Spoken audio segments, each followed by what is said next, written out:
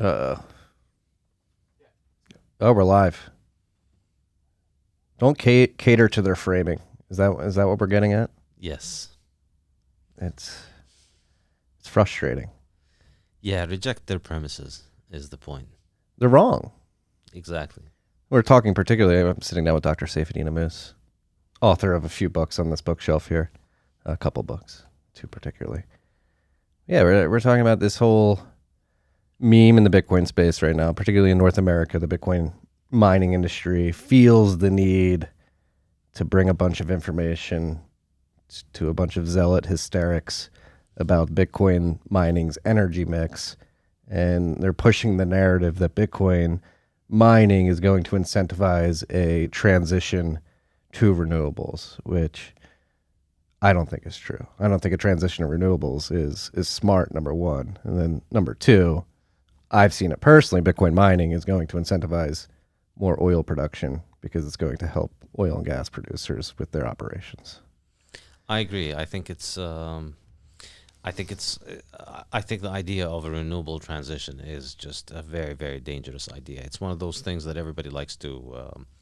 It's like motherhood and apple pie. You know, everybody wants to say that they like those things, that they're good, and everybody can't think of a bad thing about them. Although, let's face it, apple pie is terrible for your your blood sugar. But renewable energy is equally terrible, perhaps, for your chances at living in a modern civilized society. Basically, the notion that these renewable energy sources can provide an alternative to fossil fuels is extremely dangerous. It's not just misguided. It's not just ridiculous. It's also very dangerous because we going back to relying on sunlight and wind that isn't some futuristic utopia Star Trek world where you press a button and everything materializes without there needing to be any hard work going into it. It means just going back to pre-industrialization. That's what it means. It's deindustrialization. So we can have 14th century technology on wind and solar. We can't have computers. We can't have all of these modern things that we like to take for granted, like surviving winter, reliably being able to survive winter. That can't be done on wind and solar alone. And I think, on a putting Bitcoin aside, just the simple idea that you engage in this framing of the idea that the renewable transition is a good thing, I think that's very dangerous. People need to wake up to it. We're seeing the effects of that in all of these grids that are failing all over the world, all of the countries where the price of electricity is rising over the last 10, 20 years. That's because they're introducing all of these primitive industries, all these primitive technologies into their grids.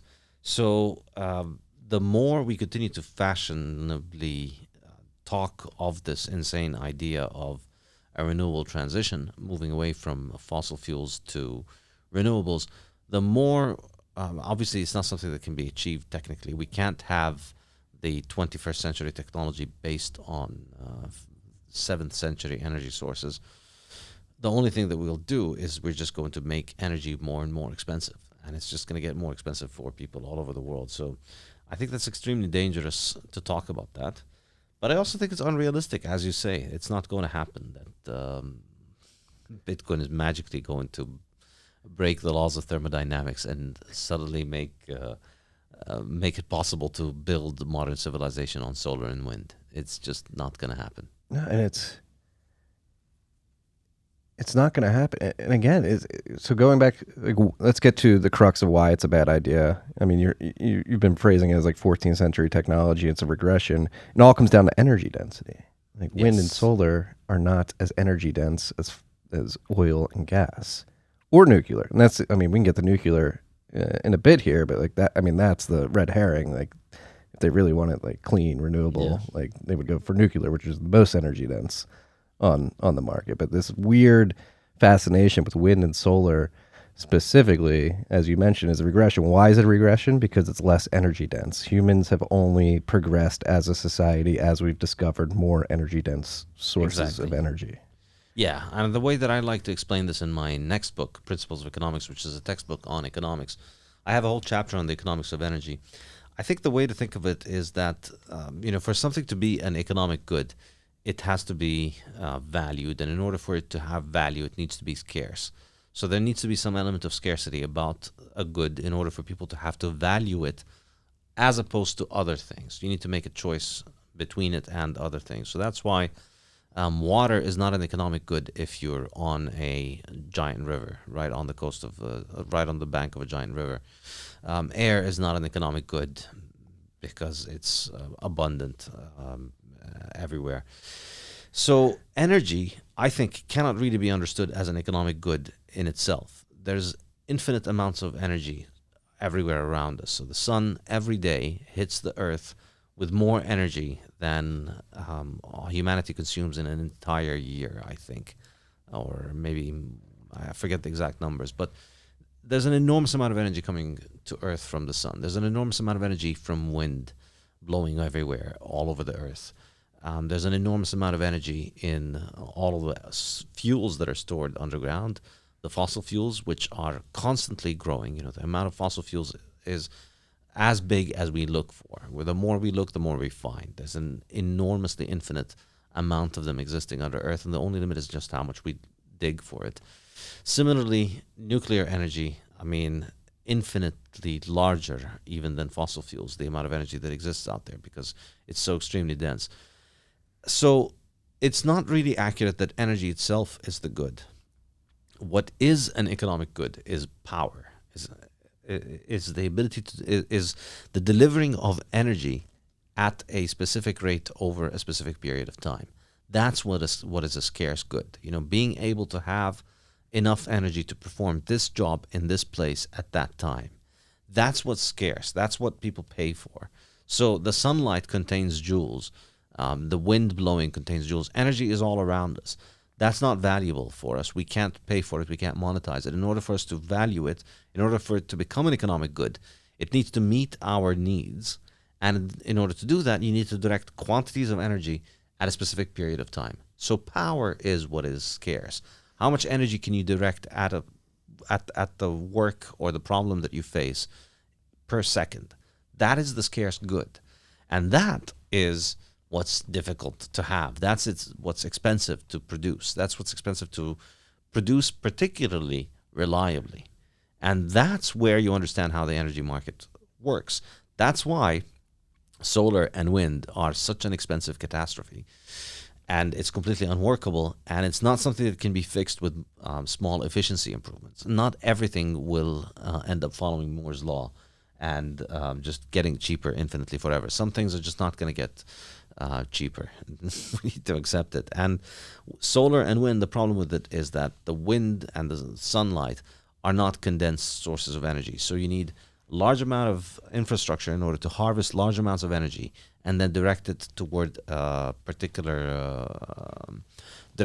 meeting a particular source of a particular problem that you want to solve, heating something or moving something.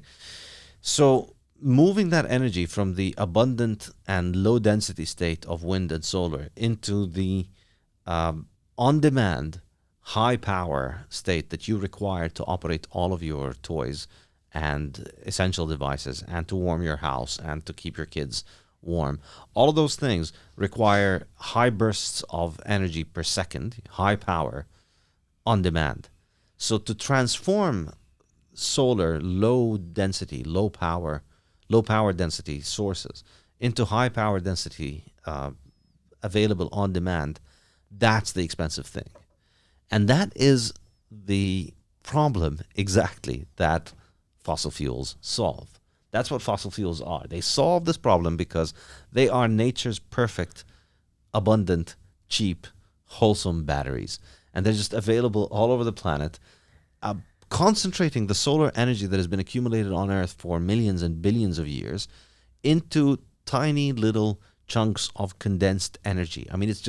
It's exactly what you'd wish for. Just imagine, if you understand how the world actually works, your life is all about trying to dedicate and find energy to answer your problems. And Mother Earth has chunks of stored energy hidden for us like Easter eggs under its entire surface for us to go out there and survive the winter and move around. It's amazing. It's the most incredible gift the Earth has given us. You know, it allows us to have all these nice things, and yet people are kicking the gift away and saying, no, we need to get off this gift and get back to 7th century medieval peasant. Well, some 7th century is not medieval, but get back to, you know, medieval peasant technologies. Rely on the sun rising today so that we can get to survive and stay warm. Yeah, it's insane. And there's this weird anti-human is it's getting used a lot these days, but it's true. It's like there's this weird masochism in the mainstream that like we feel bad. Many humans, I don't feel bad, but there's many people out there who feel bad that we have the incredible ability to, number one, recognize that these fossil fuels are this dense energy provider, that they're natural batteries that can produce energy and then produce electricity for us. And for some reason, like we don't like that. We've been able to harness this and build this modern society that we have today with all these lights, the streaming technologies, microphones, and it's like for some reason the masses have been conned and psyoped into believing that doing all this is bad. Yeah.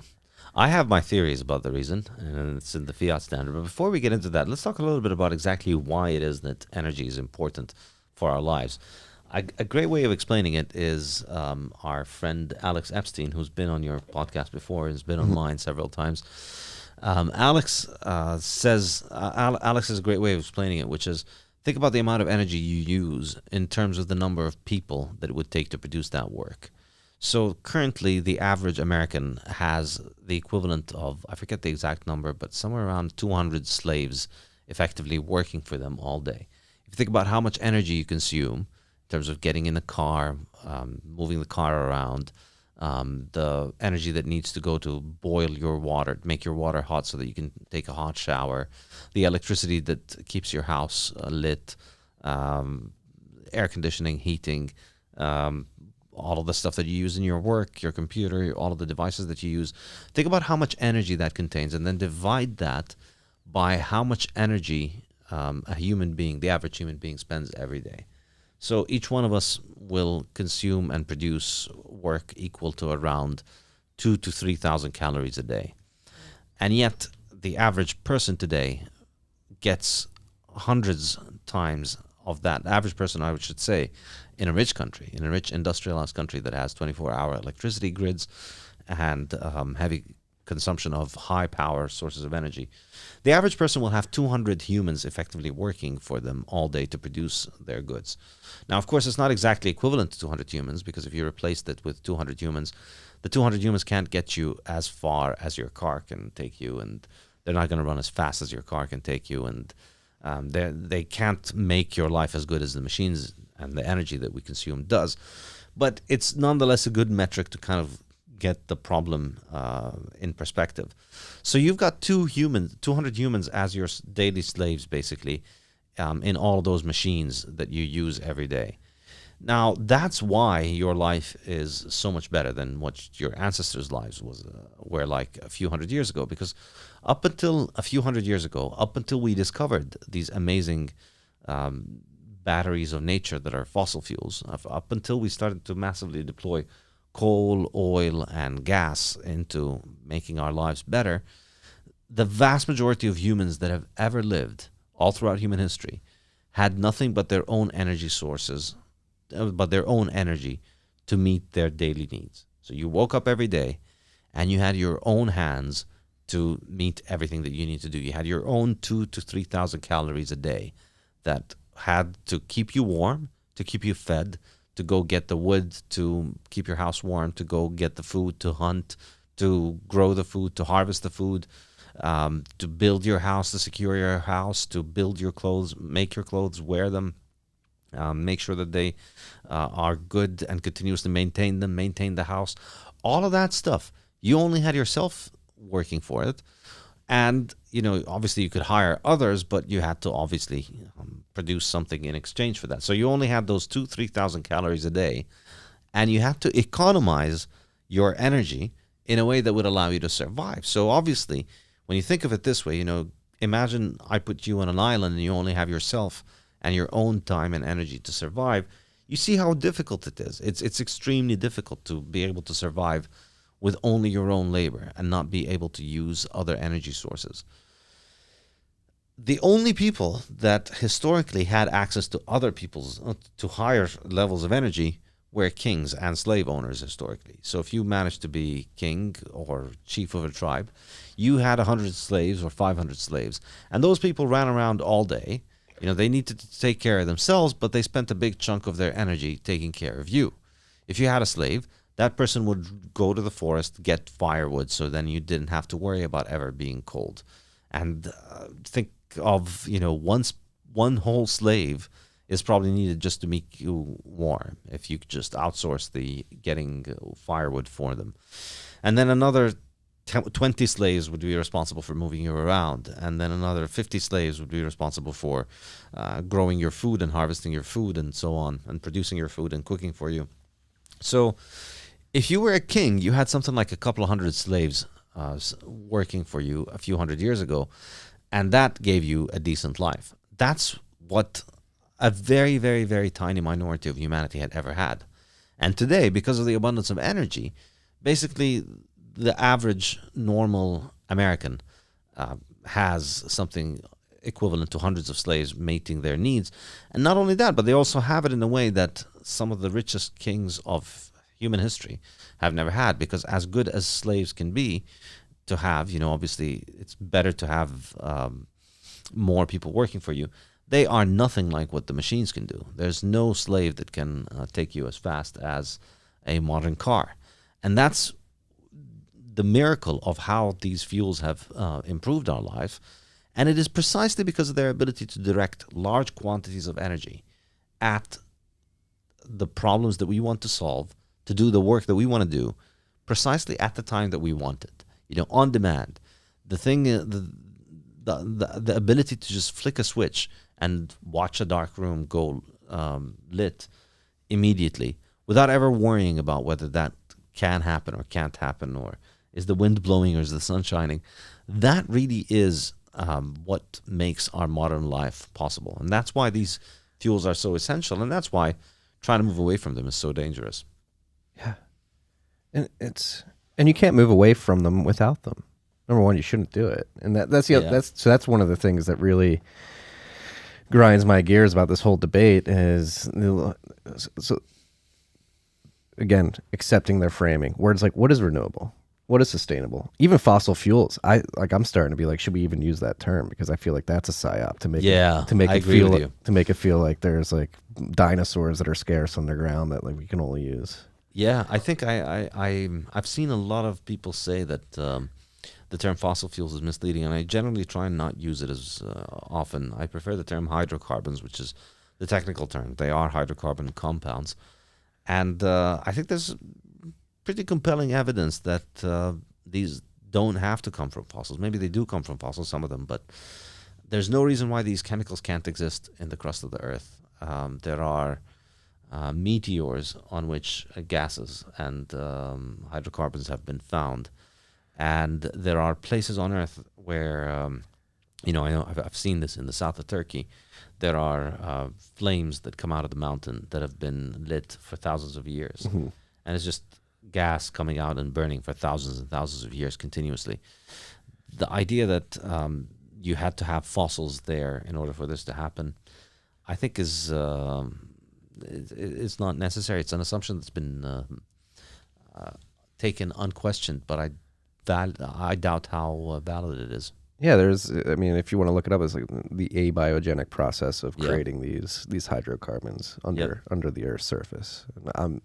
Vaclav Smil, he writes a lot about this in Natural Gas Powering the 21st Century, and makes a pretty convincing argument that there's most likely an abiogenic process happening under the Earth that makes this possible.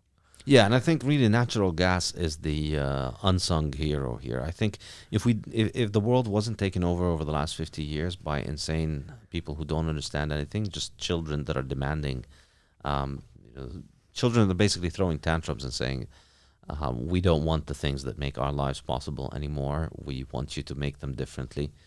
If the world wasn't taken over by that, and if we hadn't spent enormous amounts of money and capital on these insane, misguided attempts to build all of these white elephant projects, I think the world would have moved a lot more toward natural gas over the last few decades. We'd have had a lot more investment in natural gas, and natural gas is better than coal for power generation because it's much cleaner and it's more modern and probably safer as well. Put it through a pipeline. Right? It's much easier to transport that than over rails with coal. Exactly. Yeah, it's much cheaper to transport. So we would have had a natural gas revolution if the world was not insane. And I think, and that's the point in the Fiat Standard, the argument that I want to present in the Fiat Standard is that, like everything, this can and should be blamed on Fiat. It is the fault of Fiat. Everything is the fault of Fiat. And this is no exception. And I have a whole chapter on fuels in particular in the Fiat Standard. And it wasn't just there because, I wanted to rant about things related to Fiat in order to sell books. It's there because it's a fundamental part of the problem of Fiat. In my opinion, the way that Fiat inflation has been hidden over the last 50 years is by trying to convince people and gaslight them into believing that the things that are necessary for them are not good for you because of various stupid pseudoscientific ideas, and that the way that you can save yourself and save the earth is for you to live like a 13th century peasant, basically. That's really what we see when it comes to food, and it's what we see when it comes to energy. Both of those things are extremely sensitive to inflation, and we saw how big of a problem this was in the 1970s, and I discussed this in the Fiat Standard. So in the 1970s, when Nixon went off the gold standard, or should it say they went off the gold standard in 1914, but in 1971 they removed the peg, or removed the gold exchange window, and so there was no limit on how much money the U.S. government could generate. And prices shot up. Prices of food and oil in particular rose significantly in the 1970s. That was a huge issue. This was the most important issue of the 70s. Whenever anybody remembers the 70s, they think of inflation. It was a massive global catastrophe. And how did they fight it in the U.S.? Well, we have very extensive evidence of the way that they fought it in the 1970s. And that was, when it comes to food, they invented these insane dietary guidelines that tell people that you should eat industrial slop and mass-produced crops that are very cheap because that's better for you, and that you should not eat meat and animal fats that have been produced for millions of years, which all of your ancestors have eaten. No matter where you are in the world, your ancestors have relied on animal fat in order to survive. Everywhere in the world, it's the universal thing that unites us as humans. We eat meat, and all our cultures rely on animal fats. And that somehow became dangerous in the 1970s when it became very expensive because of inflation.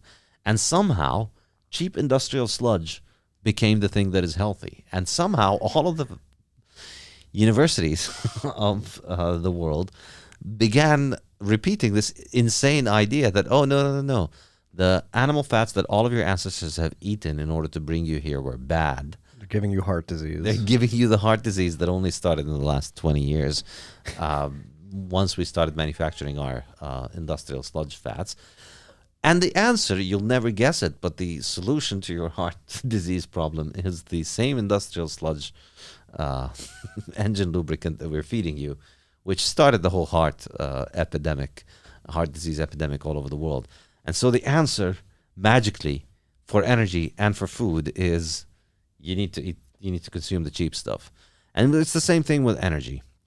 With energy, we've gone from, up until the 1970s, you had a 2% per capita increase in energy consumption per year since the beginning of the 19th century. So we had about almost 200 years of uninterrupted growth in per capita energy consumption worldwide as modern technology spread.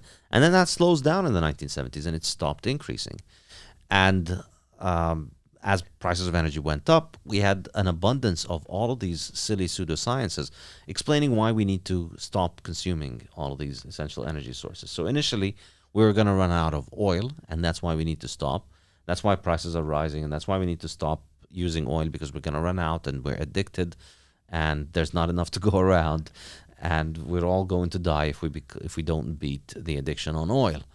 And that was the 1970s when the prices were rising. Then in the 1980s, prices crashed and production continued to go up. And so they rebranded the scare story. You know, the conclusion is still the same. Obviously, this is stupid motivating reasoning, so there's no evidence behind it. The conclusion is still the same. We're all going to die, and it's all because of you consuming food and fuel to meet your needs.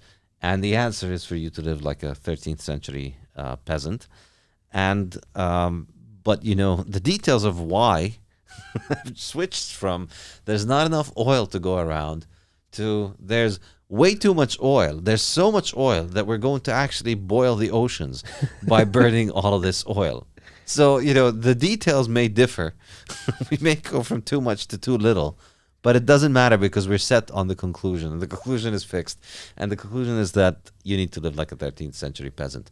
But like, you look at this, I mean, it's not like it's one big giant conspiracy to push those ideas. I genuinely believe what's driving this is just, this is where government fiat financing takes the scientific process. It's just, if you come up with a conclusion that tells the government what it wants to hear, you get more funding. And that's why I have a whole chapter on fiat science, because in order to understand how we ended up living in a world where all of our politicians want to make us live like 13th century peasants and tell us that it's good for us, you have to get into the science. The science is what's driving this. And the scientific process. Science. The science, exactly. The science. This is this insane cult called the science. And it's a government-supported religion that gets money from governments all over the world to promote crazy apocalyptic ideas that we're all going to die, and the only way to save Earth is for you to obey.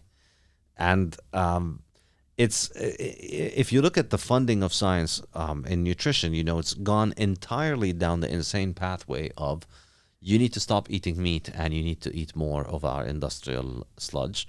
And here's all this very complicated science about how to manage your intake of sludge in the most optimal way. But, you know, making sure that you get enough of our sponsor's sludge, because we're counting on you to do that, champ. And then the same thing, we see it with the science on climate and energy. Like, I mean, it's absolutely insane when you think about it. At American universities today, there are thousands of economists with PhDs playing professors. And none of these people, basically, will actually stand up and say, I actually think hydrocarbon fuels are good and necessary for modern civilization. I mean, it's just a completely uncontroversial, completely undebatable statement. You have to be completely delusional to think that this is a bad thing, and yet not a single professor will say this.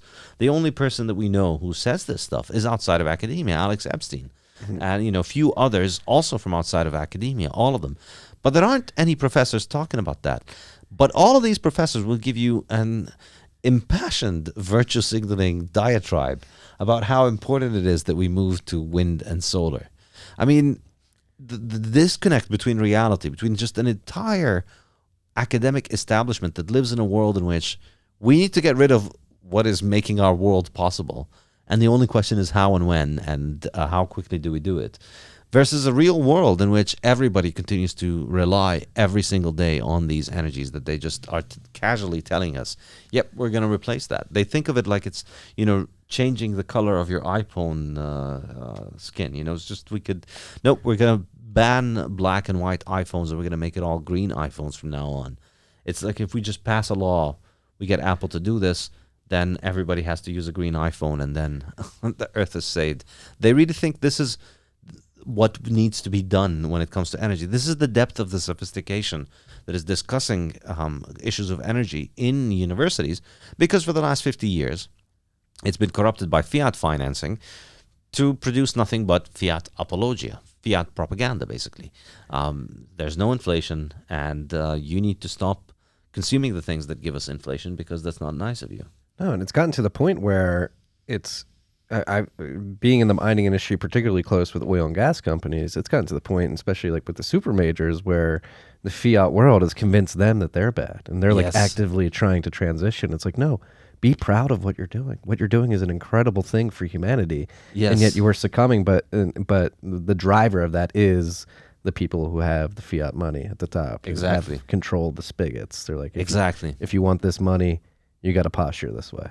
Yeah, I mean, folks, like if this was really an evil conspiracy, like the oil companies would be at the forefront, but they're not. You know, they're out there being apologetic about what they do. They're out there making life possible for the world. You know, giving us modern technology, giving us homes that function. They're giving us warm winters. They're giving us cars that move and airplanes that travel. They're making every single thing that you like possible, and they're out there basically apologizing for it and promising you that they're going to be changing.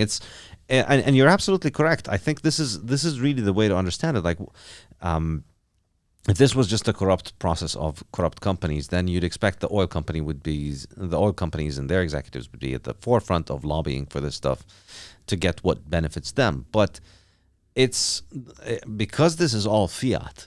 Once the fiat scientific process has been set in motion in the direction of we need conclusions that tell us that this thing is bad and that thing is good. So, you know, meat is bad and industrial engine oil refuse is good for you.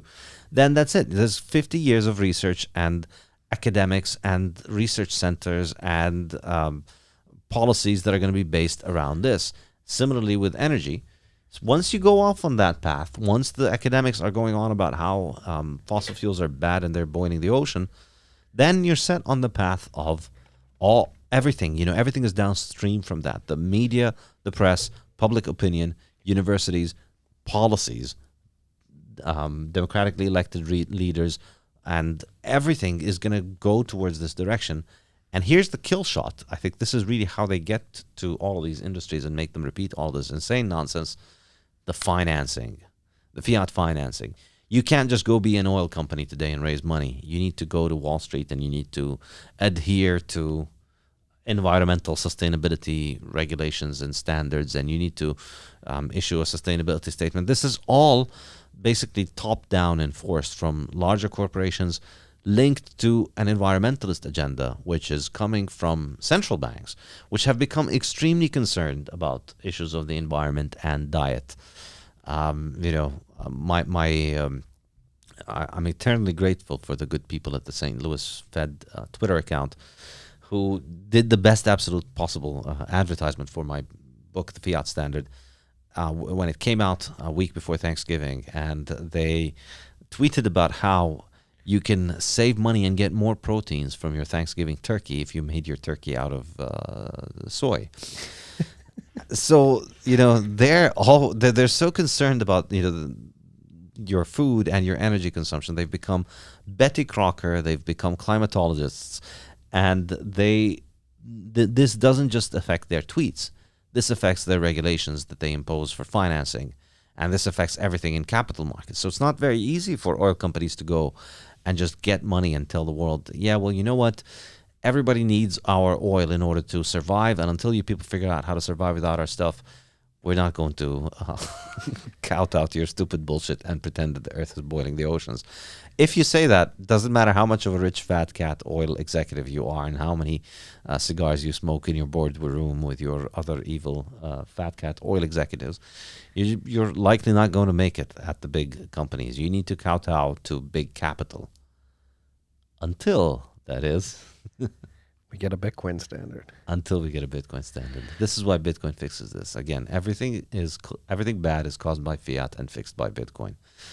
Well, that's what I want to create a Bitcoin standard oil and gas company where you drill wells, you sell the oil to market for cash, and then you use the associated natural gas to produce power to mine Bitcoin on site. And you can sell that oil to market, subsidize the mining operation, stack sats on your balance sheet. And if Bitcoin does what it does in the next 10 years, you won't have to go to these financiers and say, hey, I need your money to do this. You'll be like, nope, I love oil. I love Bitcoin. We're making it happen. And there's nothing you can do about it. I own this property. I own this business. I'm producing these revenues. I don't even need outside investment. There is one thing they can do, though. Cry harder. It's happening. Well, and that's... So like I have that in mind. Working towards that. Yeah. It's happening. Like, the mining companies I'm involved in, that's what we're working towards. But let's dwell a little bit on why that really is what Bitcoin fixes.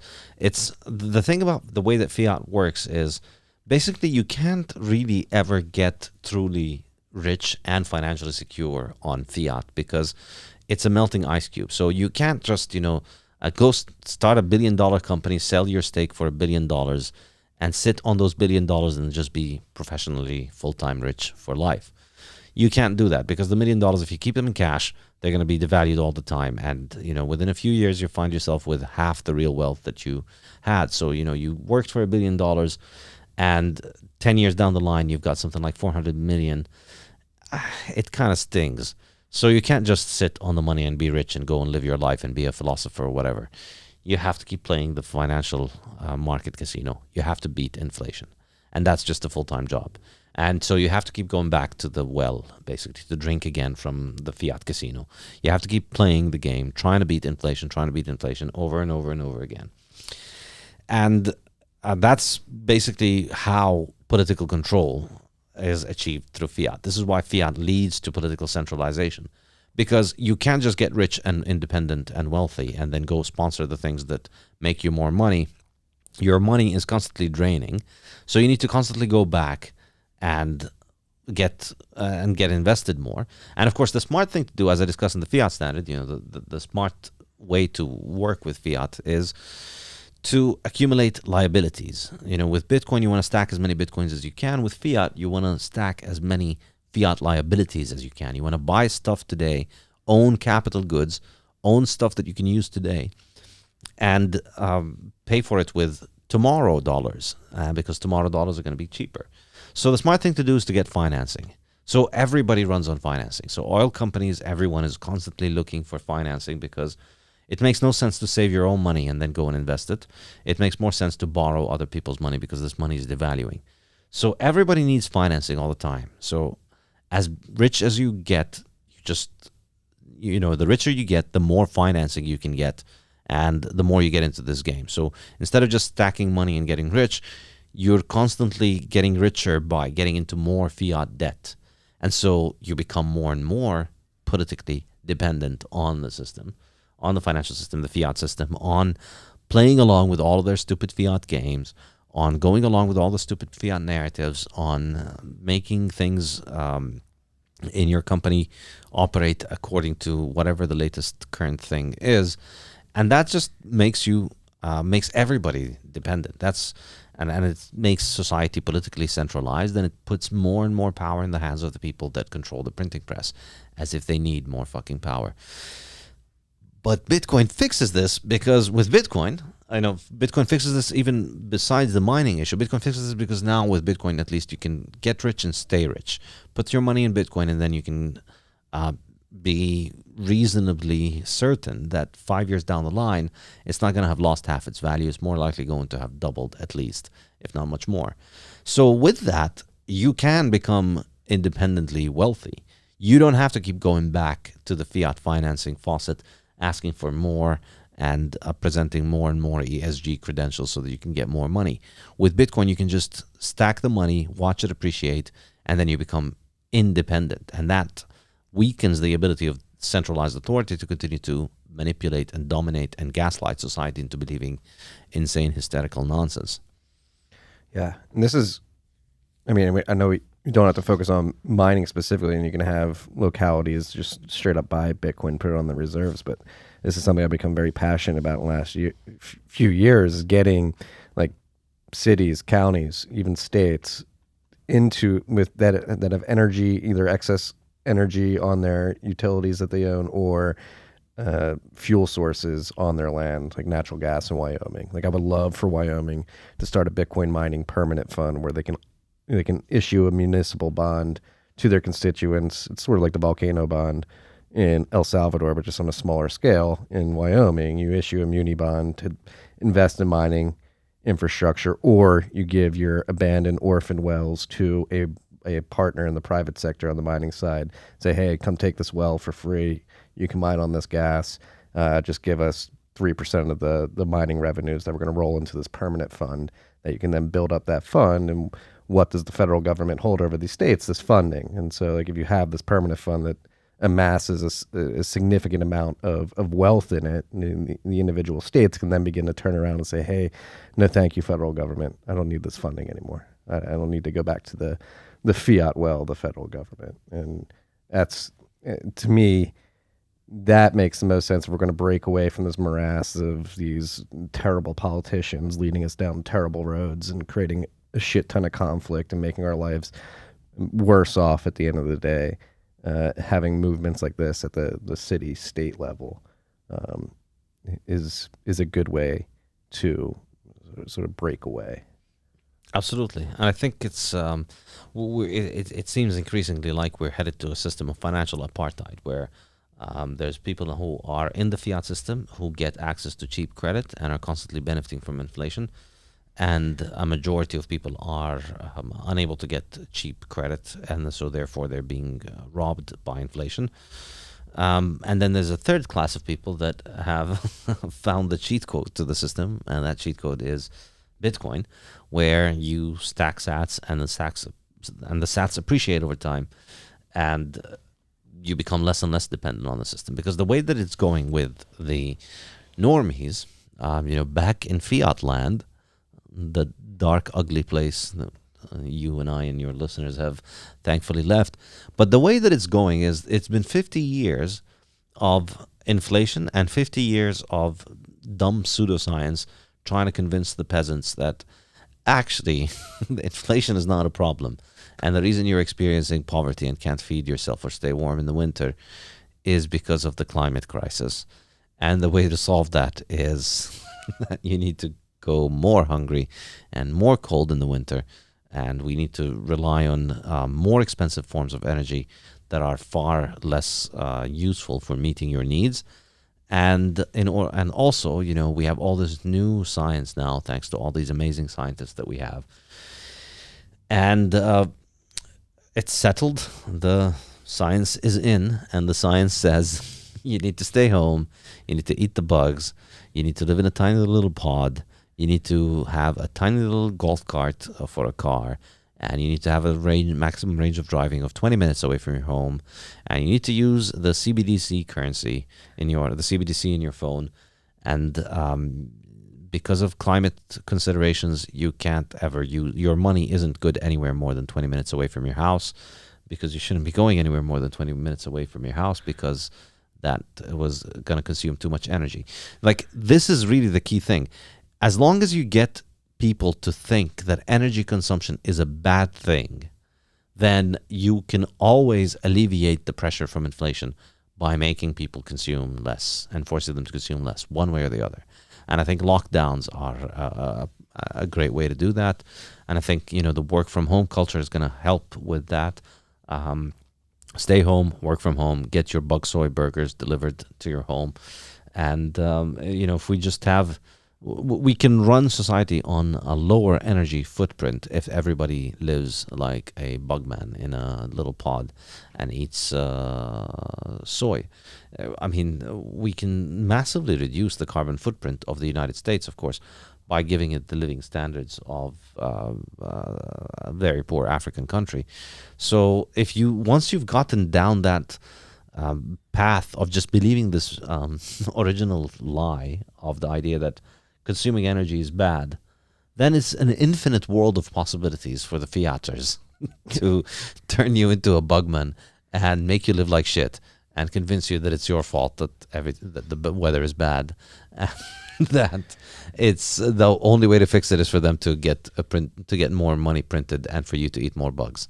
It's like the longer you keep eating bugs and living like a bug man and refusing to doubt in this narrative, the more they can continue to print, the more the scam goes on. The more control they get. And this is what gets me very passionate about the mining industry right now. The mining industry in North America is catering to this framing. It's like, hey, no, we're only using 0.1% of the global energy consumption of the world. It's like, don't even seed the frame. Yeah, it's not going to be 0.1% for long. It's number go up technology. Yeah. Number go up. Like, energy use isn't bad. Exactly. That's like, you should be going back to these people who are trying to paint the Bitcoin mining industry as some world destroying industry and say, no, you are anti-human. You do not understand how we live in this modern society that we enjoy today. And I'm not going to cater to you. You are an hysteric zealot that has psyoped the world into believing that humans are bad and energy use is bad. And I think we need to start calling them out. Like, so yes. One thing they use is models. The models. Yeah. The models are very fiat. It's a cult, and I think it's useful to talk to people who believe in this stuff, like you talk to survivors of cults. In that, look, if you went to a school and you were a 9-year-old kid and they told you that the earth is boiling and dying and suffocating because of a disease called humans, and that you're doing that because you're driving your car around. Your dad is killing the planet because he drove you to school today, and because you have electric devices at home, and because you emit carbon dioxide. If you went to a school where they taught you that, congratulations, you're a member of a cult. This is what cults do. Like, if you teach a child they were born into sin and they are sin and that they need to pay money to the people in charge in order for them to absolve themselves from this, that's a cult. Like, you're just manipulating people, and you're convincing them that the weather that's around them, it's rained too much or too little, or it's too hot or it's too cold. That's your fault for doing the normal things that everybody's doing, and the answer is for you to give us more money and power. But that's insane. And I think the amazing thing about Bitcoin, the reason I love Bitcoin, is that it's forcing this conversation out into many people's minds. Without Bitcoin, this wouldn't really be there. Like 10 years ago, it was very difficult to make this case. Alex Epstein has had a much more difficult time, I think, preaching this point to no coiners than he does with Bitcoiners, because Bitcoin really brings this question to the fore and prevents you from employing the usual mental tricks that people's hypocrisy employs in order to justify their abject hypocrisy when it comes to their views and their actions on climate. So everybody who thinks that we're in a climate crisis still thinks it's okay to drive a car, and still thinks it's okay to run central heating in their house, and thinks it's okay to log on to their laptop and use it to access servers of Twitter halfway around the world and shitpost on the internet, even though that's consuming energy and posting and emitting carbon dioxide. So you have those people who live in this world where everything we do is bad, and yet we're going to do it anyway, and because we need to do it, and they don't see the contradiction, and they can't come to terms with it, and they want to believe in this insane idea that we can have the apple without the apple tree. We can just have apples without having to have any apple trees. So we can have nice things. We can have computers. We can have children that don't die when they're born, because we have incubators that run 24/7 reliably, because we have reliable 24/7 electricity. We can have computers and servers. We can have MacBook Pros, and we can have Zoom calls, and we can have all of these amazingly sophisticated technology. But we don't want to have what makes it possible. We don't want to have the apple tree, which is all of these hydrocarbons. And the only way to come to terms with that is you need to reject the cult, snap out of the stupid cult's teachings that you are bad, that you seeking to keep your children warm through the winter is you being an evil psychopath, and accept the idea that, yes, energy consumption is a good thing. And the more energy I consume, the better my life becomes. The more energy I consume, the more likely I am to keep my kids alive through winter. The more I can take them around wherever I need to take them. The more I am able to provide them with food and nutrition and all the things that they need to flourish and prosper in life.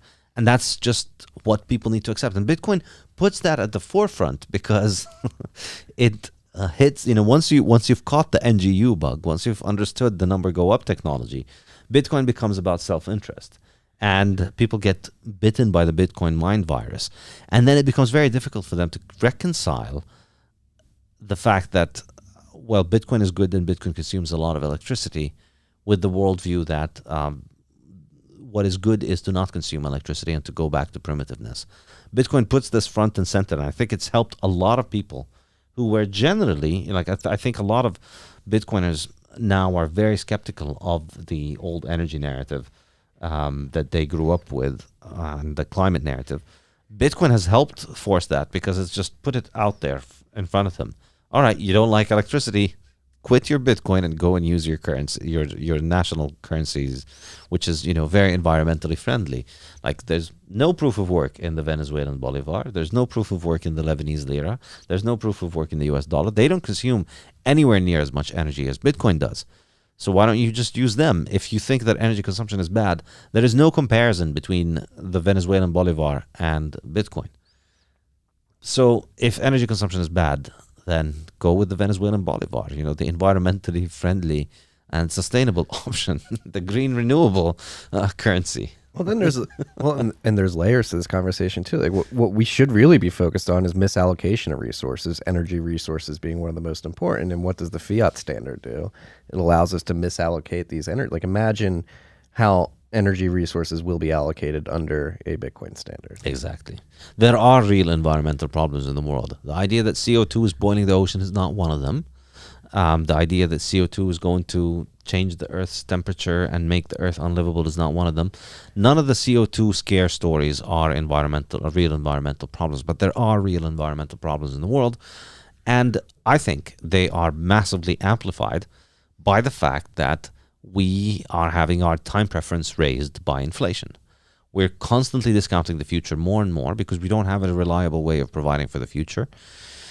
And when our money is losing value, that means we don't have a reliable way of storing value into the future.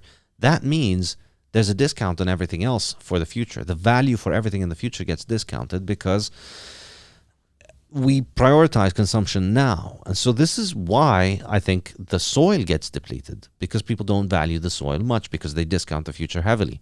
If you discount the future heavily, you don't care about the quality of your soil 10 years from now. You care about the money that you make today. The higher your time preference, the more you discount the quality of your soil 10 years from now. And as time preference has risen and as the value of money has declined, the quality of the soil has declined. And the majority of agriculture now degrades the soil completely and then just adds fertilizer to it, which is very unhealthy. It's a very high time preference thing to do. You've degraded the earth for short-term profit. Let's maximize the crop today.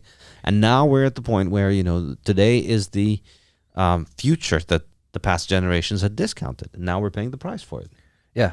And it's a heavy price. So that's what I worry. I've been getting really deep into the beef initiative with Texas Slim, Cole Bolton from K&C Cattle here in Austin. And on the farming side of things, particularly the ranching side of things, it seems to be hitting a dire situation, particularly with topsoil depletion and the most of all the profitability of actually running a quality ranch or farm is hitting a point where you have a lot of ranchers just throwing their hands up and saying, I can't do this. I can't survive on this, so I'm just going to tap out.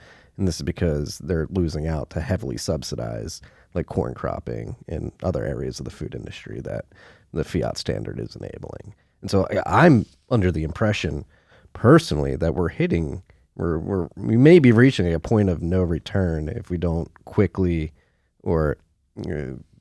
transition to a sound money standard, that we're going to be doomed for industrial sludge here on out. How important do you think it is that we transition to a Bitcoin standard in a somewhat timely manner? I mean, obviously, it's the faster the better. The human toll is enormous. People are getting sick because of this, and I think the link is really strong. And I also discussed this in the Fiat Food chapter. I think it's no coincidence that the soil is getting degraded, the quality of food is getting degraded, and the health of the people is degrading. These aren't just coincidences, and these cannot be unrelated to people's time preference. If you understand what time preference is, you cannot just say all of this stuff is happening. People are making bad high time preference decisions with their food choices. People are making bad high time preference decisions with the way that they farm their soil. And that's all unrelated to the fact that their money is constantly being devalued. I don't think this is a tenable argument that can be made against that. And I make the case in the Fiat Standard. But I think, and I do agree, of course, the damage is enormous. But I don't think there is a point of no return, because I think no matter how much damage you do to the soil, any soil, no matter how damaged, no matter how destroyed and dead, can be rejuvenated and regenerated using regenerative grazing. So you just need to let loose cows, and they make the soil green again. That's the beauty of regenerative grazing. So, all over the U.S. there are people doing regenerative grazing that are taking land that was used for soy and corn and other fiat crops, and the mass production of these crops completely destroyed and devastated the land. And yet, within a few years, it's back to being great grazing land with very dense grass cover and very thick layer of nutrients under the soil. So it's just going to continue to improve over time, I think, if you start doing it.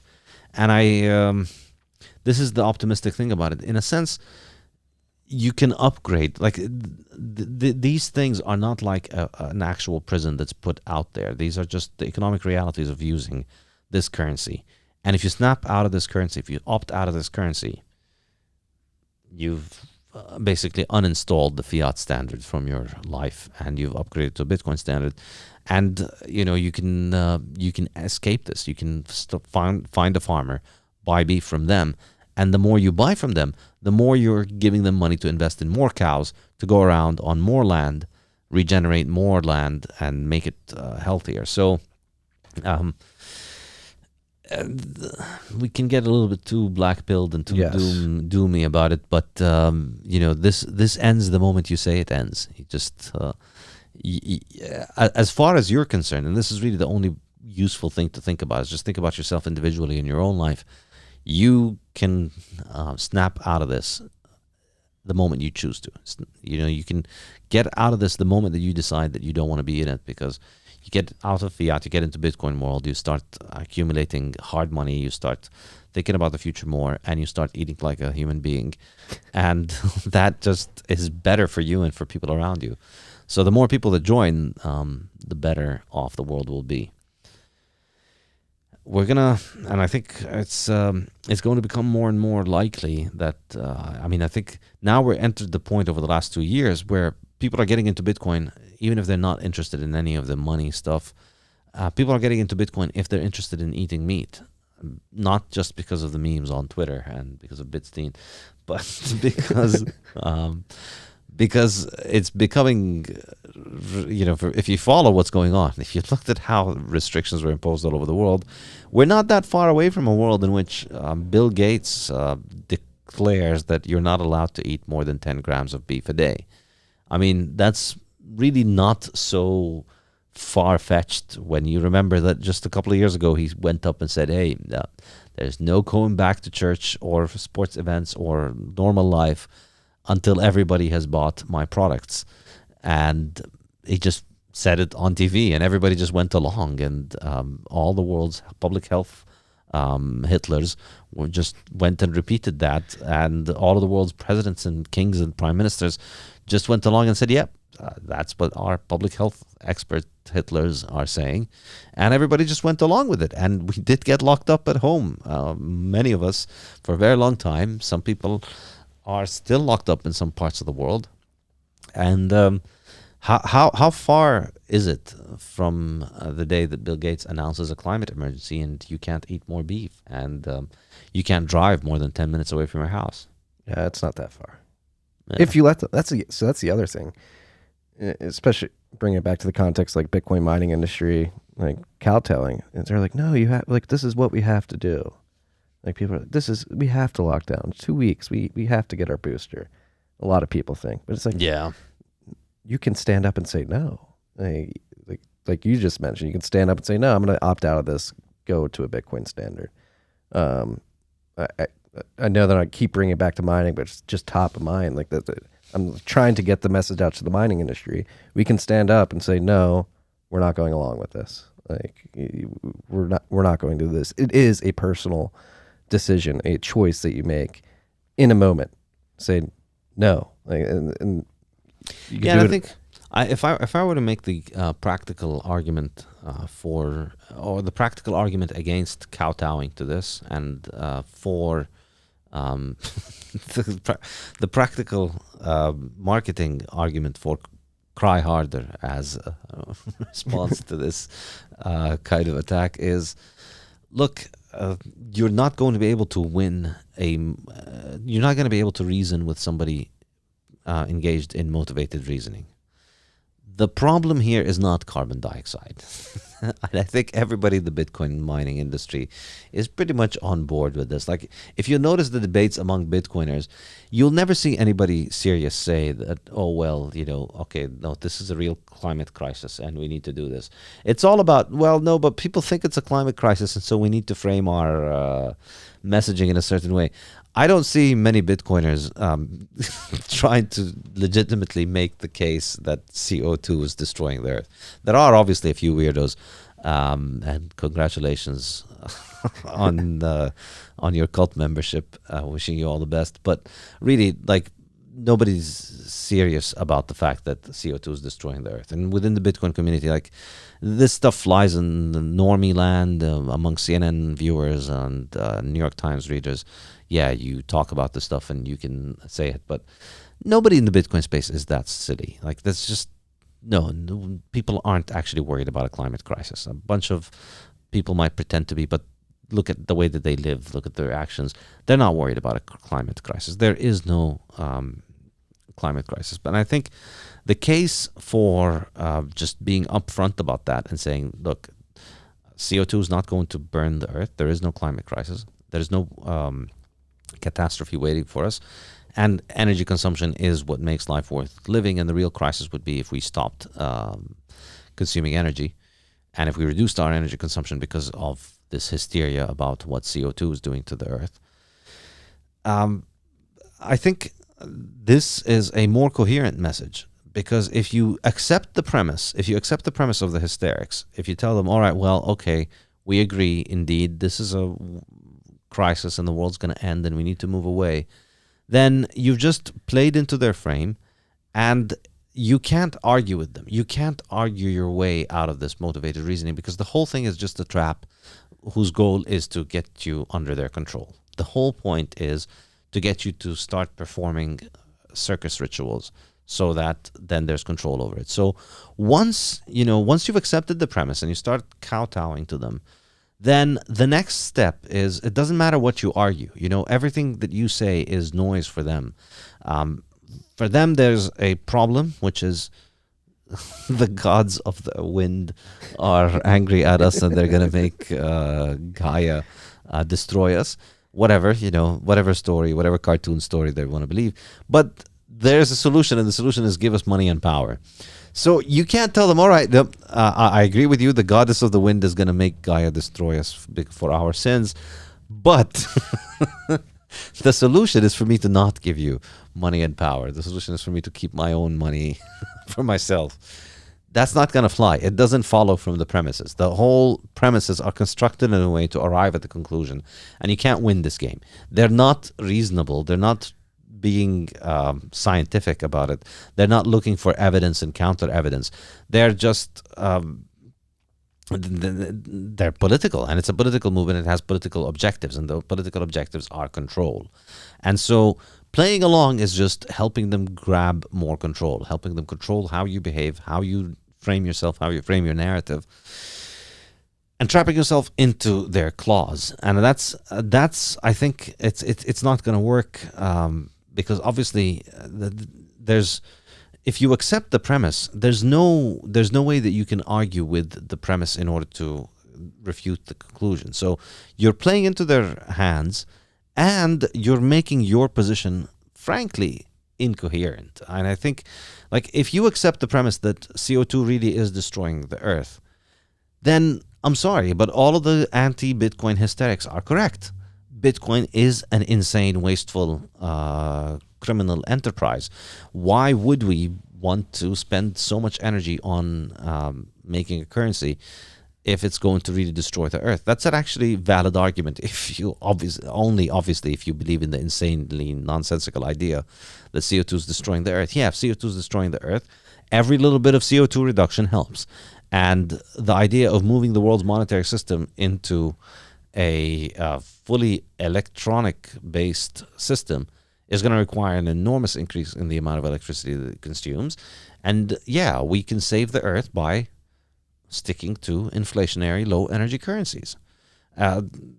You can't really argue with that logic. I mean, it's if it follows, then yeah, we should get rid of Bitcoin, but not just Bitcoin.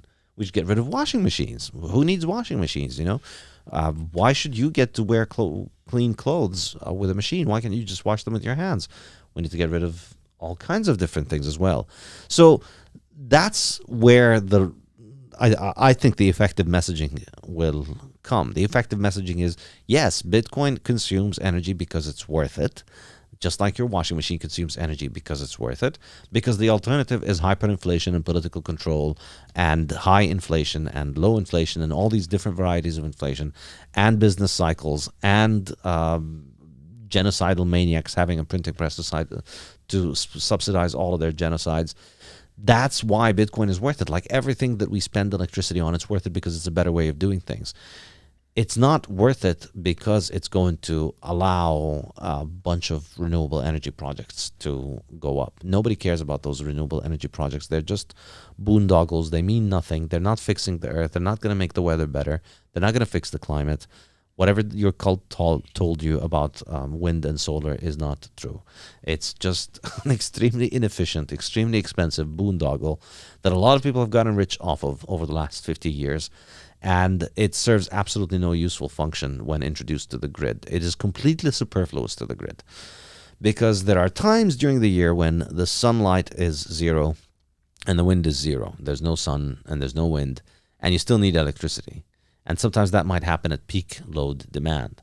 So you still need to have the whole peak load demand provided from a reliable on-demand energy source like gas or coal or nuclear.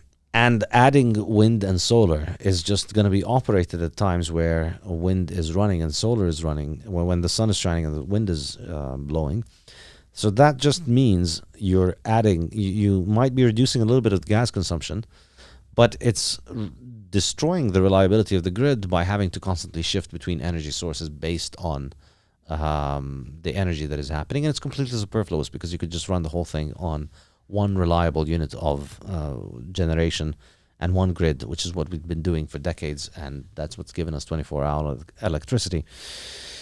So there's no good thing about renewable energy. It's just a very expensive and inefficient and dirty way of laundering hydrocarbons. It's really hydrocarbon laundering because you can't build solar panels without hydrocarbons, and they consume an enormous amount of solar energy, and they consume it at very high power, and then they deliver very small amounts of low power over a very long time, and not very long time, and they fall apart, and then they can't really be recycled. Or the windmills that are filling up landfills all over the world because they also can't be recycled. So there's nothing nice, and we don't need to ingratiate ourselves to this scam of an industry. I speak for myself. I don't feel that I need to ingratiate myself. And I think accepting the framing is just sucking you into having to play their game. And once you've accepted the framing, once you've accepted this framing, then There's no way around. You are the problem. You are the carbon they want to reduce. Never forget. Yeah, and we're already seeing it begin to materialize. The fact that they don't care about how much quote unquote renewable energy you use. You have activists and politicians around the world, particularly in Europe, where Bitcoin miners are like, hey, we're using 100% wind, solar, and hydro. And the activists are like, that electricity could be used for something else. Exactly. We don't want you there. Exactly. Once you've accepted the premise, this is the perfect illustration of what I wanted to get at. Thank you. Once you've accepted the premise that CO2 emissions are boiling the ocean, you have no defensible position anywhere. Even your own breathing is up for attack. Like, why are you breathing? Every time you breathe, you're releasing CO2. You criminal. How dare you? That you have no indefensible position. And I think, nope, I'm going to put my foot down and I'm going to be crazy and I'm going to get laughed at by all the weirdos who want to believe what their CNN cult tells them. Nope. Me breathing is not destroying the earth. Me driving my car is not boiling the oceans. Me owning Bitcoin and making a Bitcoin transaction is not going to destroy the weather. Just like all of those other things are not going to destroy the weather. And I'm not going to let anybody tell me what to do based on what they think my actions contribute to the weather. That's I think the rational way that people need to start talking about it. And I think Bitcoin is just a natural place where this is going to emerge. And I think a lot of the green hysterics think that, yeah, we're just going to bring our green hysteria to Bitcoin and then we're going to be done with Bitcoin and turn it to green. But I think the opposite is going to happen. The exact opposite is going to happen. They're just going to keep coming into Bitcoin.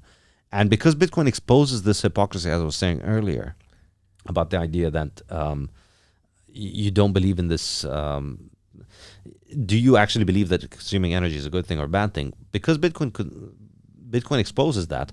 The more they do this on Bitcoin, the more it exposes their shtick on everything else. And I think, Bitcoin continues to work.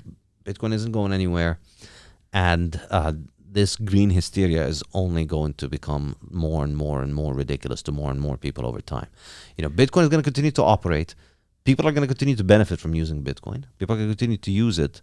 And on the other hand, the weather is just going to continue to be the same weather that we've always had forever, which is constantly changing. It changes day to day, it changes year to year, it changes season to season, it changes decade to decade. There's nothing constant on Earth, but it's largely pretty much the same throughout your lifetime. So people are going to continue to see that there's no climate crisis. The weather is just doing the same thing that it's always done. And Bitcoin works. So I think it's gonna expose the hypocrisy of the green idea rather than getting Bitcoiners to change. And I think this is a great example because in their perspective, energy is a bad thing. And we're trying to consume as little energy as we can. And we want to make as much of that come from renewable crap. So therefore, telling them, well, Bitcoin runs on a lot of renewables is telling them, hey, we're going to eat all of your renewables. It's not helping. You're still consuming energy, and there's no escaping the fact that Bitcoin consumes energy. So own it, accept it. It's real. You consume energy. You wouldn't be alive without energy. Yeah. Thank you for so eloquently stating that. I've been trying to articulate this for what feels like a year now. And you just succinctly distilled it in a 10-minute rant there. Thank you, sir. I think it really helps that in Bitcoin, people like us can talk to one another. Everywhere else, we're just the weirdos that get laughed at and don't get research funding or lose their jobs. And then, you just cancel people with fiat money. All fiat institutions, anybody who dares say anything about CO2 not being the devil, just gets canceled. Yeah. But in Bitcoin, we could continue to have this conversation. And of course, we always get the screeching idiots that, like to sling their tomatoes. There's probably a bunch of them under this tweet already. Yes. The live stream. Get off Twitter. You are consuming too much carbon dioxide. Stop. Be the change you want to see in the world and stop consuming or producing carbon dioxides. And then we'll take anything you say seriously. Until then, we're just going to continue here, bouncing ideas off of each other and making a more eloquent and intelligent and precise case for why human life is more valuable than your city hysteria. Yeah. And no, I want to thank you too for like not being afraid. I mean, I think it's because you live in a Bitcoin standard and you've written some of the most prolific words that about the subject that many respect, and like you specifically having the courage, or just you just don't, I don't know if it's courage or you just don't give a fuck, but just being able to stand out there and say, no, I'm not going along with this climate hysteria. I think it's definitely emboldened people. It's definitely emboldened somebody like myself who probably in years past was like, yeah, maybe we should just like try to appease them. But like, I think I have been completely convinced, like, no, there is no appeasing these people.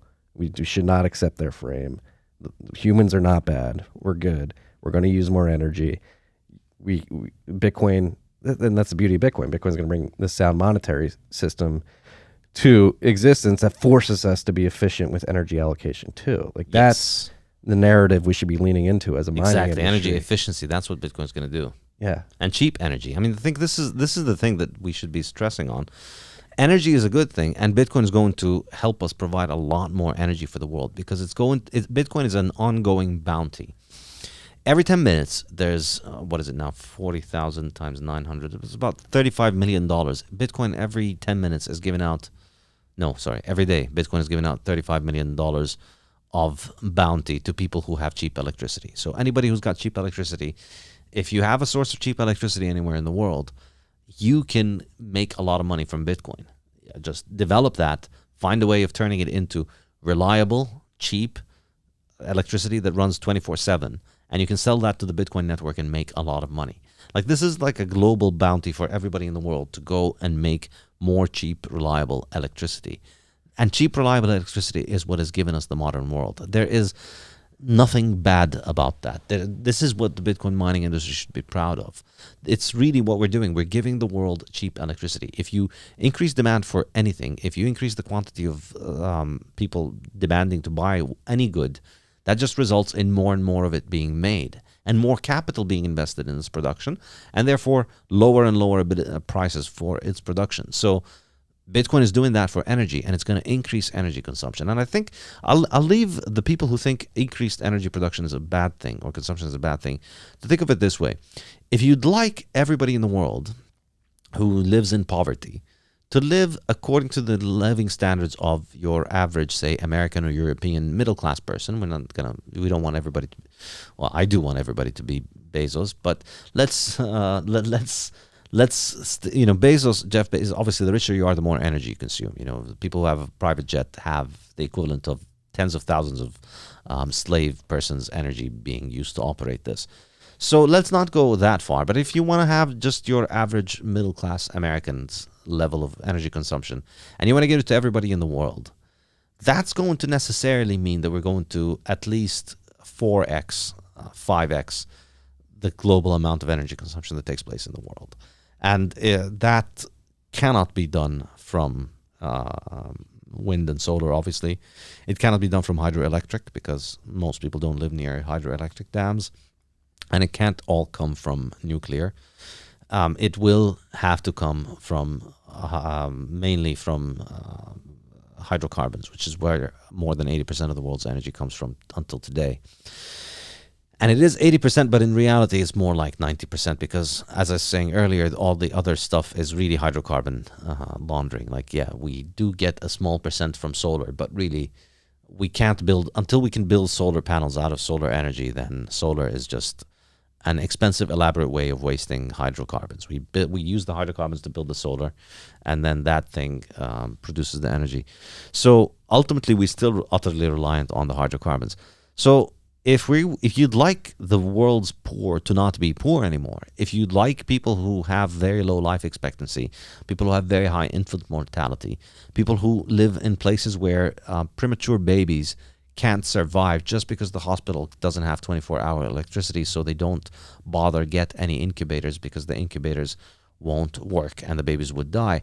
If you want those people to move to the living standard where incubators work 24/7, there's reliable electricity, everybody's got a fridge in their house, everybody's able to stay warm throughout winter, that means 4 or 5 times the amount of energy consumption in the world today and 4 or 5 times the amount of emissions that are taking place today.